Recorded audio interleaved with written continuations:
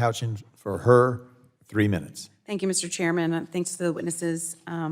Today's hearing provides us an opportunity to look at beyond the premiums and examine what's happening behind the scenes, how insurers structure administrative fees, how payment practices affect employers and providers, and whether current incentives are aligned with affordability for patients or profits for insurance companies.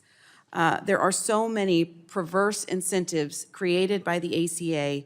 I honestly can hardly blame you for trying to find ways to increase profits. But vertical integration, I think, is something that we absolutely have to take a look at, and I'm glad this committee is doing that.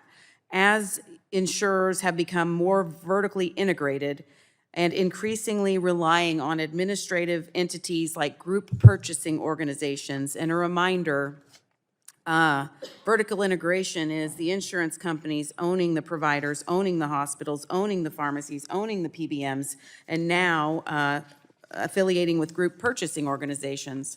GPOs were created by the largest PBMs and have added yet another layer of complexity to the prescription drug supply chain, making it even more opaque. 2 of the 3 largest PBMs have established their GPOs overseas, which you have confirmed, while continuing to claim that rebates and fees are being negotiated on behalf of U.S. plan sponsors and patients. Evidence suggests in practice some of these entities may be retaining rebates in the commercial market and charging additional fees that are not passed on to employers or reflected in lower out-of-pocket costs at the pharmacy counter. And with vertical integration, it makes the true profit margins easier to hide.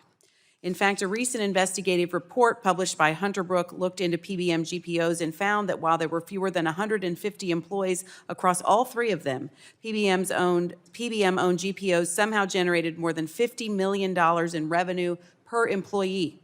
Not even NVIDIA generated that level of per employee revenue. So my question is, how are PBM GPOs so incredibly profitable? Anyone can answer. How is it so profitable to have a GPO? How are they profiting $50 million in revenue per employee on the backs of American patients? No answers. Okay.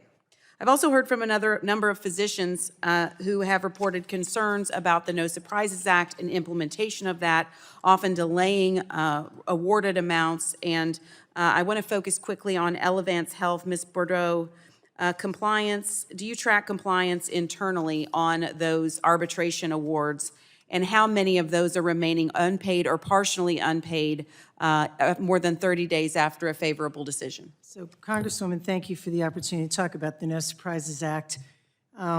We very supportive of the No Surprises Act, always have been. There's a problem, though, in the arbitration system where private equity and VC-backed entities are flooding the system. The CBO recommended that 17,000 roughly would be this year. We've received across the system almost 2.2 million arbitrations. And because of the style of arbitration, where it's basically baseball style, we are seeing awards at 429 to 450%. And if you would just give me 1 second, I think making this real for people is so important. You know, is in this situation, Los Angeles is one of the areas where we're seeing the highest arbitration awards. CMS for spinal surgery will pay $1,500. Commercial insurance will pay $1,900. And ma'am, offering $2,000. We're pushing up against your time. I know you got another hearing. Thank So you. I will just please do a full explanation in your written response to Ms. And Mr. Houchin. Chairman, I have a number of questions that I will for the record. provide to the record. Absolutely. Thank you for the time. Gentlelady yields back now. Recognize the gentleman from Michigan, Mr. James, for